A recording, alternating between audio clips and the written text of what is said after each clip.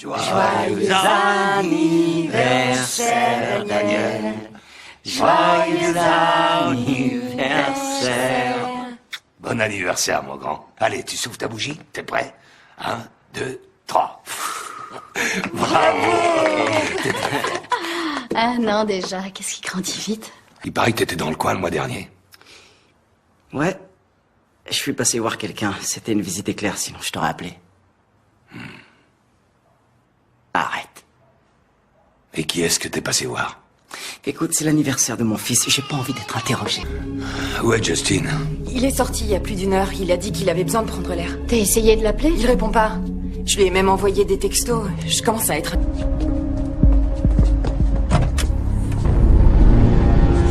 Oh, c'est pas vrai. Oh non. C'est pas vrai. Justin! Il est vivant! Lincoln 5021, on a une urgence, je Mon répète, Dieu, urgence. on lui a tiré dessus! Envoyez une ambulance là où je me situe. On a un blessé par balle. Envoyez une ambulance de toute urgence.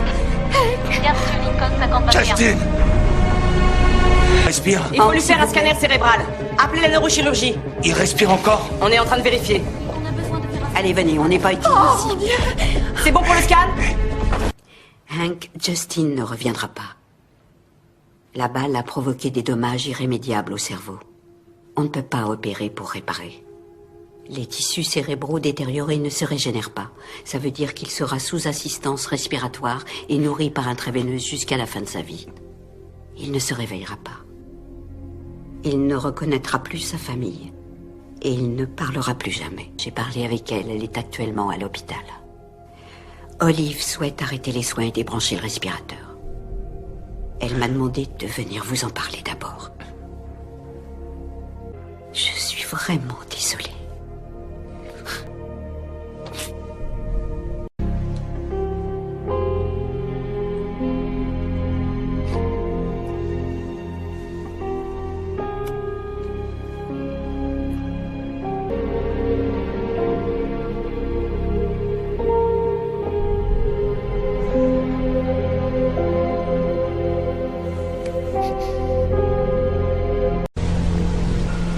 Je suis le père de Justin.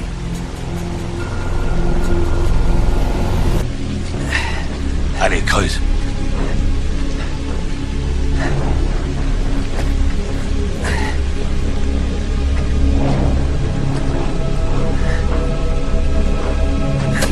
C'est lui qui est venu me voir.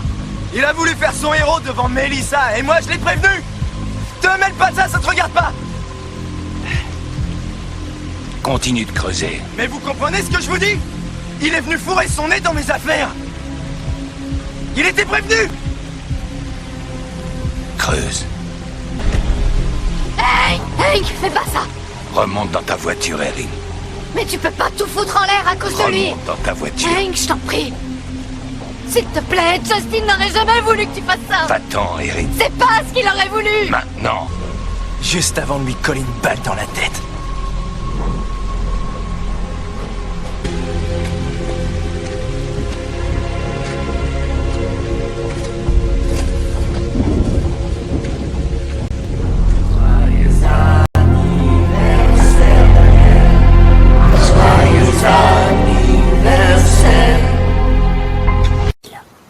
C'est exact. On était là. Voight vient souvent ici quand il a besoin de faire le point. Il était très éprouvé. Après que vous lui avez retiré l'affaire. Alors quand j'ai vu qu'il répondait ni à son téléphone ni à la radio, je suis venu ici. Pour faire quoi? Quand même le fils d'un flic qui a été assassiné ce soir-là, commandant, je sais pas si vous êtes au courant. Alors vous approuvez ce qu'il a fait?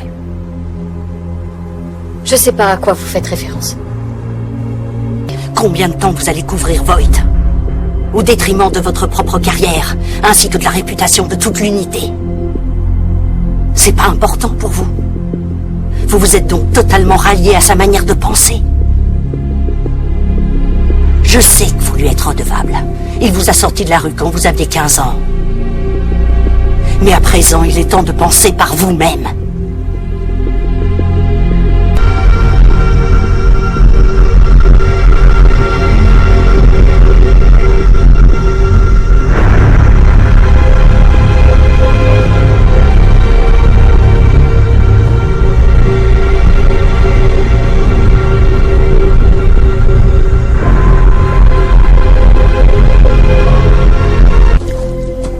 Nous avons une petite idée de ce qui s'est passé le soir où votre fils a été tué. Ah, vraiment?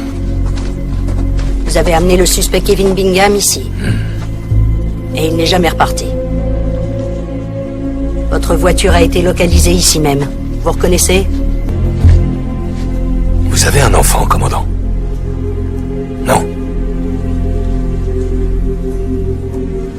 Eh ben, si vous en aviez un, que vous le teniez dans vos bras, la tête en sang parce qu'on lui a tiré dessus, ni vous ni moi ne serions ici.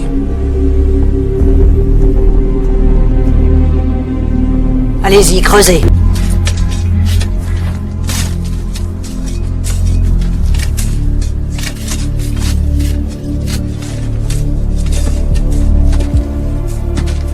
Félicitations. Je peux retourner travailler maintenant?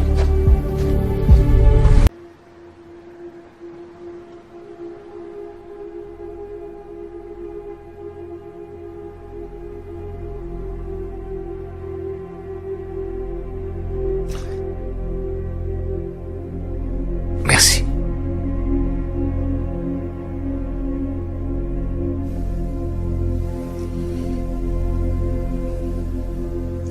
Tu m'as sauvé la vie.